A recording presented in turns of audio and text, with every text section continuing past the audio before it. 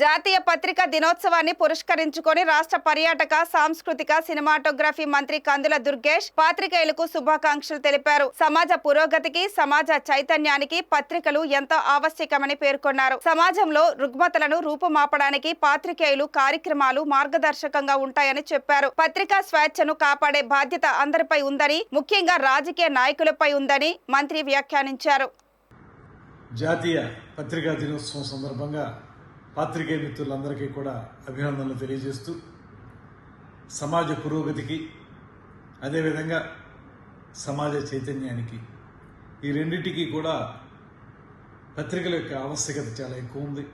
ముఖ్యంగా సమాజ రుగ్మతలను రూపుమాపడానికి పాత్రికేయ మిత్రులు చేసేటువంటి కార్యక్రమాలు మా అందరికీ కూడా మార్గదర్శకం అనేటువంటి వాటిని కూడా ఈ సందర్భంగా తెలియజేస్తూ, ఆ సందర్భంలో పత్రికా స్వేచ్ఛను కాపాడాల్సినటువంటి బాధ్యత మనందరి మీద ఉంది, ముఖ్యంగా రాజకీయ నాయకుల మీద ఉంది. దాంతోపాటు పత్రికలు 10 కాలాల పాటు నిలబడితే వాటి ద్వారా చైతన్యాన్ని తీసుకురావడానికి ఎంతో అవకాశం దొరుకుతుంది. అదేవిధంగా మారుమూల ఉన్నటువంటి పాత్రికేయ మిత్రులు కూడా ఎన్నో సాహసోపేతమైన కార్యక్రమాల ద్వారా ప్రజా జీవితాలని రంజింపజేస్తున్నటువంటి సందర్భాన్ని కూడా మనం గమనిస్తూ ఉన్నాం.